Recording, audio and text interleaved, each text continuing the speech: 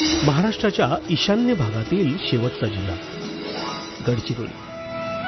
जिल्ह्यातील 38% आदिवासी लोकसंख्या असलेला आणि संस्कृतीच्या बाबतीत परंपरागत जीवनशैलीमुळे संपन्न असलेला वैशिष्ट्यपूर्ण गडचिरोली. स्थानीय ग्रामस्थांकरिता आजही उत्पन्नाचे मुख्य स्रोत जंगल हेच आहे. मोह म्हणा किंवा चारोळी, जंगलातून वेचायचं आणि गौण वनोपजांवर उदरनिर्वाह करायचा अशी जीवन पद्धती. पर गडचिरोली जिल्हा प्रशासनाने पुढाकार घेत सामुदायिक वनहक्क आणि सामूहिक सहकार्याच्या आधारावर तोडगा काढला, ग्रामसभा सशक्तीकरणाचा. या प्रशिक्षणादरम्यान आदिवासी क्षेत्राशी संबंधित महत्वाच्या 4 कायद्यांची माहिती दिली जाते. वनहक्क कायदा, पेसा कायदा, मनरेगा कायदा आणि जैव विविधता कायदा. शिवाय एकल कार्यशाळेत वेगवेगळ्या उपक्रमांना देखील महत्वाचं स्थान आहे. सामूहिक वनहक्क म्हणजे भविष्याकरता वनाचे संवर्धन करण्याची मिळालेली सामूहिक जबाबदारी.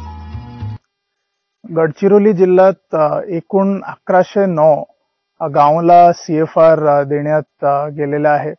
याच्यापैकी ऑलमोस्ट 430 जे आपले ग्रामसभा आहे तिथे प्रशिक्षण सुरू झालेलं आहे आणि सक्षमीकरण करताना आता 4 गोष्टीवर आपण लक्ष केंद्रित केलेलं आहे. नंबर 1 आहे की जे आराखडा आहे ते कशा चांगल्या पद्धतीने आराखडा इथे आपण करू शकतो. 290 आराखडाची जिल्हा यंत्रणांनी ऑलरेडी मंजुरी दिलेली आहे.